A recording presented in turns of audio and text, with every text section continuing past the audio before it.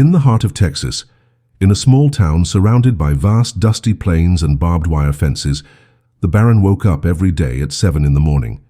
His 50-acre property stretched out under the scorching sun, with the faded red wooden barn at the center of his activities.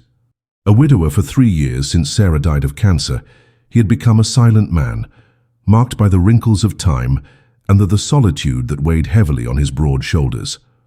On that August morning, with the air already thick with heat and the smell of dry earth permeating everything, he was walking toward the barn when he heard light footsteps on the parched grass. A small girl, with long brown hair and eyes that focused nowhere, crossed the creaking wooden gate. The Baron stopped abruptly, his hand still on the barn door handle, watching the child who walked with hesitation but without fear, exploring the unfamiliar environment around her with outstretched hands. The girl's name was Elena, and she was only 5 years old. Daughter of Mexican migrant workers who had arrived in the region the previous week, she had escaped her parents' supervision while they organized their few possessions in the rented trailer on the outskirts of town. The Baron, still in shock, watched her delicately touch the barn walls, her small face illuminated by a pure curiosity he hadn't seen in a long time. "Girl, what are you doing here?" he asked in a rough voice, but she just smiled, answering in a mix of Spanish and English. In the days that followed, Eleanor returned at the same time every day, as if she had found a special refuge in that place that smelled of hay and old wood. The Baron, initially reluctant, began to show her the sounds of the barn, the clucking of the chickens, the creaking of the floorboards, the echo of his footsteps in the vast space. Gradually, a routine formed between them, breaking decades of isolation. The girl's daily presence did not go unnoticed by the conservative neighbors in the small Texan town. Martha Henderson, owner of the local market, began spreading comments about the strange situation at the Baron's property. During hot afternoons on Main Street, groups of residents discussed in low tones what they considered questionable behavior. "A single man shouldn't be looking after a child who isn't even his family," muttered Pastor Johnson as he adjusted his wide-brimmed hat. The Baron felt the weight of suspicious glances when he went to town for supplies, but Elena kept appearing every morning, bringing with her a light he thought he had lost forever. He taught her to recognize different textures, the leather of his boots, the roughness of sisal rope, the softness of chicken feathers. In return, she brought him something he had forgotten, the simple joy of seeing the world through a child's eyes, even when those eyes couldn't see. During a particularly violent summer storm, with winds that made the mesquite trees bend almost to the ground, Elena got lost. She had slipped out of her parents' trailer while they were taking a siesta, and disoriented by the torrential rain and deafening thunder, ended up wandering through the open fields. The Baron, noticing her absence at the usual time, felt a desperation he hadn't experienced since Sarah's last days in the hospital. He mounted his horse and went in search of the girl, shouting her name against the wind that carried the strong smell of wet earth and electricity. The rain had turned the soil into sticky mud, making every step of the horse difficult, but he continued searching for almost 2 hours. When he finally found her, she was clinging to a barbed wire fence, trembling and crying, completely soaked. In that moment, carrying her back home in his arms, the Baron realized he had rediscovered his capacity to love and protect, feelings he thought had been buried with his wife 3 years prior. The weeks that followed brought significant changes for the entire community. The Baron began to help Elena's family in practical ways. He offered paid work to her father on his property, helped her mother find cleaning services in town, and became a respectful intermediary between the migrants and the more resistant local residents. Some mornings Elena still visited the barn, but now accompanied by other family members who were gradually accepted by the community. Pastor Johnson, initially the most critical, eventually recognized the positive transformation the situation had brought for everyone involved. The Baron's solitary mornings gave way to conversations in Spanish and English, to the aroma of homemade tortillas and the sound of children's laughter playing in his yard. The barn, once a symbol of his loneliness, became a place of gathering and communion, where different cultures and stories intertwined under the same red wooden roof that had witnessed both his pain and his healing. Months later, as the golden Texas autumn began to paint the oak leaves with amber and red hues, The Baron reflected on how his life had completely changed. Helena, now more confident and speaking English fluently, attended the local school and maintained her special friendship with him, visiting him on weekends to hear his stories about the farm and Sarah. The community, initially resistant, had learned valuable lessons about acceptance and solidarity, creating a more welcoming environment for future migrant families. The Baron discovered that his true wealth was not in the land he owned, but in the human connections he had cultivated. His story became a powerful testament to how a moment of opening one's heart can transform not only a life, but an entire community, proving that sometimes the greatest treasures come to us through the smallest and most hesitant steps, guided not by sight, but by the courage to trust in the unconditional love that exists between human beings. The September dawn brought an unusual chill to Texas, and the Baron adjusted his leather jacket as he walked toward the barn. His heavy boots echoed on the dirt floor, still damp with morning dew. Eleanor had started school 2 weeks ago, but continued to visit him on weekends, bringing Braille drawings that her new teacher, Miss Williams, had taught her to create. The local community was beginning to get used to the Herrera family's presence, though there were still occasional whispers during Sunday services at the Methodist church. The Baron watched through his kitchen's fogged window as Eleanor's parents worked diligently on his property, her father mending fences damaged by time, and her mother tending to the chickens with a dedication he hadn't seen in years. The routine that had established itself between them created a sense of purpose that filled the void left by Sarah's death, transforming his silent home into a place where different languages and cultures blended harmoniously. During a particularly hot October afternoon, when the air shimmered with heat waves that distorted the distant landscape, an immigration officer arrived at the property. The man, wearing a khaki uniform and mirrored sunglasses, parked his white pickup truck next to the Herrera's trailer, raising a cloud of red dust that hung suspended in the still air. The Baron, who was repairing the barn roof, quickly climbed down the ladder and walked toward the officer, feeling his heart race as it hadn't since the storm when Elena got lost. Voices rose in rapid, anglicized Spanish, mixed with the official cold tone of the government agent. Elena, who was playing in the yard with corn husk dolls her mother had made, stopped abruptly as she sensed the tension in the air, her small face contracting into an expression of worry that didn't suit her age. The Baron realized that his new improvised family was in danger, and for the first time in decades, he felt compelled to fight for something greater than his own loneliness. The immigration officer explained that he had received an anonymous tip about undocumented workers on the Baron's property. The words fell like hail on hot metal, creating a harsh, uncomfortable sound that echoed through the quiet afternoon. Miguel Herrera, Elena's father, stood with dignity, his calloused hands clasped behind his back, while his wife Carmen held Elena close to her chest, whispering reassuring words in Spanish. The Baron, feeling a growing fury he hadn't experienced in years, demanded to see the officer's credentials and questioned the legality of the search. For 2 tense hours, under the relentless Texas sun, documents were examined, phone calls were made, and the small community that had formed around the Red Barn was tested in a way no one had imagined. The afternoon dragged on like warm molasses, each minute laden with uncertainty about the future they had all begun to build together, brick by brick, word by word.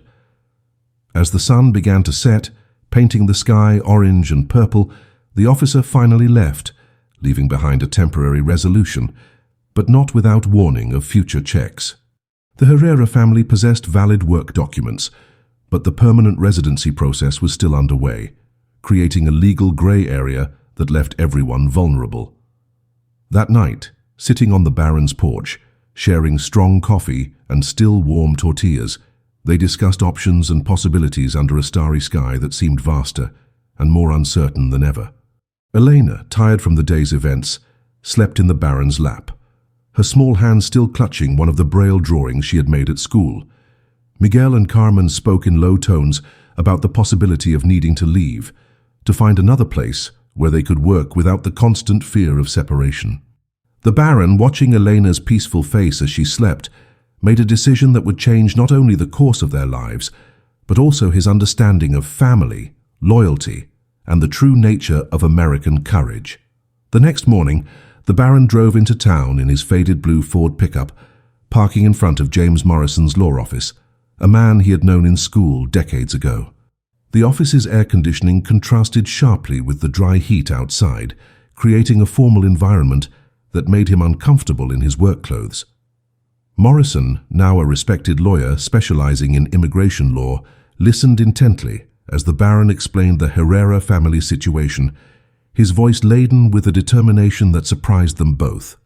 For 3 hours, they discussed legal strategies, costs and timelines, mapping a path through the bureaucratic maze that could ensure permanent security for Miguel, Carmen and Elena. The Baron signed papers assuming financial responsibility for the process, using his savings and part of the property as collateral. When he finally left the office under the midday sun that made the asphalt shimmer, he knew he had made the most important decision of his life since he married Sarah. The months that followed brought a series of hearings, paperwork, and moments of anxiety that tested the resilience of the entire improvised family. Elena continued to grow and learn, her confidence blossoming like wildflowers after a spring rain, while her parents worked diligently to fulfill all legal requirements. The local community, witnessing the Baron's dedication and the Herrera family's integrity, gradually changed its perspective, with some neighbors offering discreet support during the process. The following spring, when bluebonnet flowers covered the fields with a vibrant blue carpet, the official notification arrived. The family had received permanent authorization to reside in the United States.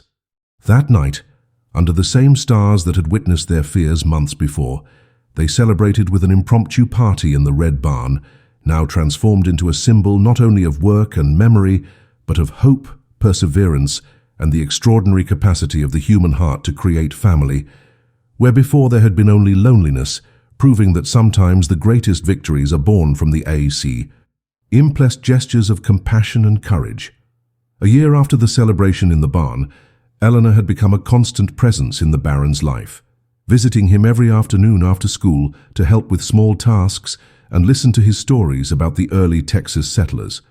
Her abilities had developed extraordinarily. She could identify different types of grains by touch, recognized every farm animal by their sound, and had learned to walk around the property with a confidence that impressed everyone. The Baron, in turn, discovered a patience he didn't know he possessed, teaching her about the cycle of seasons, animal care, and the rural traditions he had learned from his own grandfather decades ago. On Saturday mornings, Elena accompanied him to the town market, where her joyful presence and growing fluency in English had won over even the most reserved merchants. The routine established between them built a bridge between generations and cultures, transforming the property into a place where past and future met harmoniously under the endless Texas sky. The following summer, when the heat made outdoor work almost impossible during the central hours of the day, the Baron made a decision that surprised even himself. He decided to officially adopt Eleanor as his legal granddaughter. Miguel and Carmen, initially hesitant, understood that this decision would not only guarantee additional security for their daughter, but also honor the genuine bond that had developed between her and the man who had become her unconditional protector. The legal process was simpler than they expected, especially with the support of Attorney Morrison and positive testimonies from respected community members.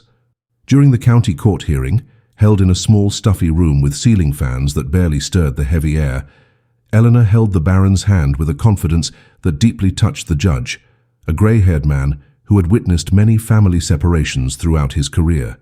When the adoption was finalized in late August, a new family dynamic was born, based not on blood ties but on choice, mutual respect, and unconditional love. Autumn brought significant changes to the entire property.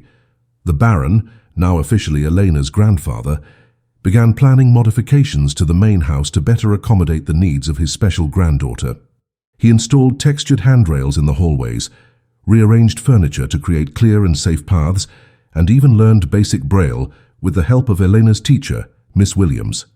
Miguel expanded his responsibilities on the farm, effectively becoming the property's foreman, while Carmen established a small homemade goods business that she sold at the weekly town fair. The house that once echoed only with the silence of loneliness now vibrated with multilingual conversations during meals, Elena's laughter playing in the yard, and the comforting sound of a family that had chosen to form through adversity. On weekends, neighbors began to visit more frequently, drawn by the warm atmosphere the new family setup had created, transforming the isolated property into an informal center of the rural community. In the winter of that year, when unusually low temperatures covered the Texan fields with a thin layer of ice that made the grass look like crystal under the morning light, Elena faced her first major academic challenge. The school had proposed that she participate in a state Braille competition, representing not only her institution, but the entire county in an event that would bring together special students from all over Texas. The Baron, initially concerned about the pressure this might put on his granddaughter, soon noticed the bright determination in her eyes when she spoke about the opportunity. For weeks he helped her practice, transforming the barn into an impromptu study room where she could concentrate away from the distractions of the main house. Miguel and Carmen took turns helping with Portuguese exercises, keeping their cultural heritage alive as Elena prepared to compete in English. Practice sessions extended late into the night, illuminated by lanterns that cast dancing shadows on the old wooden walls, as Elena demonstrated a perseverance that reminded the Baron of the silent strength of his late wife Sarah. The state competition took place in Austin during a March weekend when bluebonnets were beginning to bloom in the fields and the air carried the promise of spring. The Baron, Miguel and Carmen made the 4-hour trip in his pickup truck, with Elena sitting between them, nervous but determined, mentally practicing the techniques she had perfected during months of preparation. The convention center where the event was held was a modern and intimidating building, full of students, parents and teachers from all over the state, creating a buzz of voices and expectations that initially made Elena anxious. During the 3-hour competition, she demonstrated not only her technical skills in Braille, but also a composure and confidence that impressed the judges and competitors. When the results were announced late in the afternoon, under fluorescent lights that made the auditorium seem clinical and cold, Elena had won second place in her age category, an achievement that brought tears of pride to the Baron's eyes and confirmed for the entire family that their little girl was destined for even greater accomplishments. On the drive back home, as the sun set painting the sky in pink and golden hues that reflected off the windshields of passing cars on the highway, Elena slept leaning on the Baron's shoulder, holding her trophy as if it were the most precious treasure in the world. Miguel drove carefully along the rural highway, quietly commenting to Carmen about how their daughter had found not only a family but also her own path to success and independence. The Baron, observing the familiar fields that stretched to the horizon, reflected on how his life had been completely transformed by the arrival of that brave little girl who had brought light where before there had only been shadows of memory. When they finally arrived at the property, with the red barn standing out against the star-filled night sky, they knew they had built something rare and precious, a true family, forged not by the circumstances of birth, but by the conscious choice to love, protect, and celebrate each other, proving that sometimes the greatest miracles happen when we open our hearts to the unexpected and embrace the possibility of starting anew. 2 years after the competition in Austin, Elena had become a 13-year-old whose academic reputation extended throughout the county. Her room on the second floor of the Baron's house was filled with certificates, trophies, and Braille books that she collected voraciously, transforming every corner into a universe of knowledge she explored with nimble fingers and a curious mind that never stopped asking questions. The Baron, now completely grey-haired but with a renewed vigor that surprised the neighbors, had become her greatest advocate and encourager, regularly driving her to Austin, where she attended a special mentorship program for exceptional visually impaired students. Miguel had become an official partner in the farm, expanding operations to include organic vegetable cultivation that Carmen sold at markets in larger towns, creating a distribution network that brought unexpected prosperity to the entire family. Mornings on the property now began with lively discussions about future plans, college dreams, and possibilities that seemed as endless as the open Texas sky stretching above their heads. During an April afternoon, when wildflowers covered the fields with a multicolored carpet that exuded sweet fragrances in the warm air, a letter arrived that would change the course of their lives once again. Elena had been accepted into a full scholarship program for exceptional students at the University of Texas, an opportunity that included not only free higher education, but also housing, meals, and specialized support for her specific needs. The letter, read aloud by Miguel in the kitchen during dinner, brought a mix of joy and melancholy that hung over the table like the steam from the coffee Carmen had just prepared. The Baron, initially silent, rose from his chair and walked to the window, observing the barn where everything had begun years ago, when a small, brave girl had entered his life and transformed his solitary existence into a family adventure filled with purpose. The prospect of Elena leaving for college at 14 was both a victory and a premature farewell that none of them were completely prepared to face. The months of preparation for college brought an emotional intensity that permeated every aspect of family life. Elena, determined to honor the opportunity she had received, spent the summer days studying with a discipline that impressed even her most demanding teachers, transforming the barn into a study center where she practiced advanced mathematics, literature, and science with specialized books that the Baron ordered from bookstores across the country. Carmen dedicated herself to teaching traditional Mexican recipes to her daughter, concerned that she might lose connection with her cultural roots in the predominantly Anglo university environment, while Miguel worked on special farm projects that could be completed before Elena's departure, creating tangible memories of their time together. The Baron, facing the reality that his granddaughter would leave in a few months, began to document the farm's stories in writing, creating a detailed record of family traditions that she could take with her into the academic world. Each day became precious, laden with the knowledge that an era was coming to an end. In August, when the Texas heat made the air thick like syrup and cicadas sang incessantly in the mesquite trees, the time for departure arrived. Elena, now a confident young woman carrying only 2 suitcases and a backpack filled with Braille books, bid farewell to the property that had been her home for almost a decade. The Baron, fighting emotions he couldn't adequately express, walked with her to the barn one last time, where they shared silences heavy with meaning and promises of weekly phone calls. Miguel and Carmen, proud but visibly moved, carried the luggage to the pickup truck that would take them to Austin, where Elena would begin a new phase of her extraordinary journey. During the farewell trip, she held the Baron's calloused hand, memorizing every texture and scar that told the story of decades of hard work and unconditional love. When they finally arrived at the university campus, with its imposing buildings and perfectly manicured gardens, everyone knew they were witnessing not just the end of an era, but the beginning of something even greater and more promising. The first months at the university brought challenges that tested not only Elena, but the entire family who remained on the farm. The weekly phone calls became the highlight of each week, as Elena shared her academic experiences, her difficulties adapting to the university environment, and her growing victories in national Braille and debate competitions. The Baron, initially concerned that she might feel isolated or discriminated against, soon realized that his granddaughter had found a community of exceptional students who respected and admired her determination. Miguel and Carmen took turns visiting her monthly, bringing homemade food and news from the farm that kept Elena connected to her rural roots. During winter break, when she returned home for the first time, everyone noticed subtle but significant changes. She spoke with more confidence about her future plans, demonstrated knowledge that impressed even her teachers in town, and maintained a growing independence that signaled her successful transition to adulthood. The barn, during her visit, echoed again with laughter and conversations, temporarily restoring the family dynamic that everyone had learned to cherish. In the spring of her first university year, Elena surprised the family by announcing that she had been selected for an international exchange program that would take her to study in Madrid for an entire semester.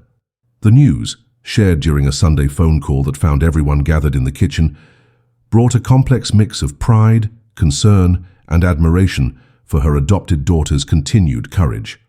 The Baron, now 72 but still strong and determined, expressed his usual fatherly concern, while Miguel and Carmen were enthusiastic about Elena's opportunity to explore her Hispanic roots in an international academic context.